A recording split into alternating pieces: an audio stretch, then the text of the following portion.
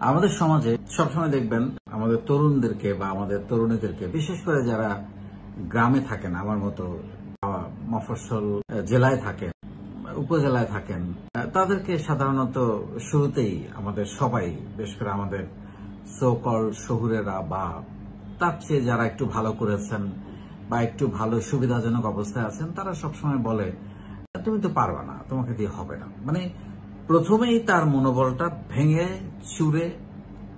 চুরমার করে দেওয়া হয়। সে যে একটু সাহস করবে, একটু স্বপ্ন দেখবে, সেই জায়গাটাও আর থাকে না।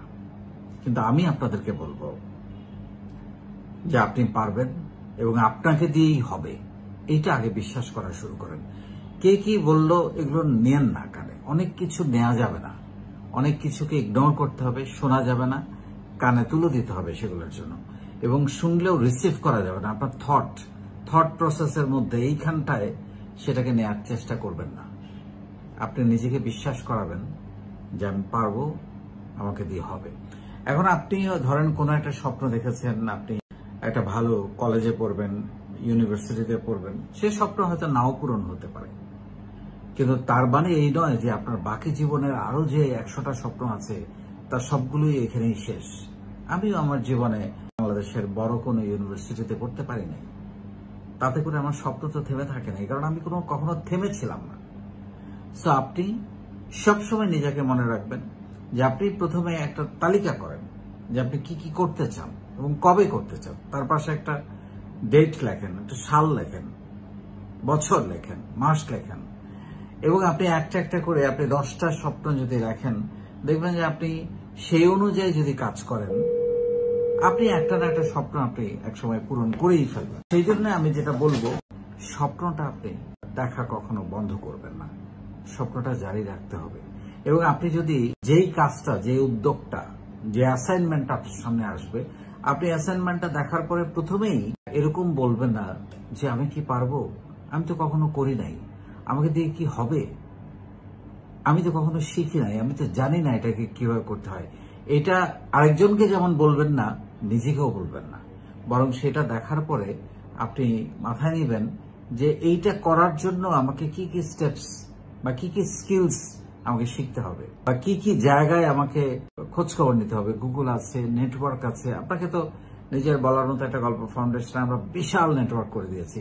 আপনি যে কাউকে জিজ্ঞেস করতে পারেন এবং বোকার মতো আপনি একটা পোস্টও দিতে পারেন যে আমি এটা করতে চাই, কিভাবে করবো, আমাকে সাহায্য করেন। দেখবেন কেউ না কেউ আপনাকে কিন্তু তার বুদ্ধিমত্তা অনুযায়ী সে কিন্তু চেষ্টা করছে আপনাকে বলার। সো এইটা কখনো নিজেকে বলবেন না যে আমি কিভাবে করবো, আমি তো জানি না, আমি তো কোনোদিন করি নাই, কেউই কোনোদিন করে নাই। একটা বাচ্চা জন্ম নেওয়ার সময় কখনোই হাঁটা শেখে নাই, দৌড়ানো শেখে নাই।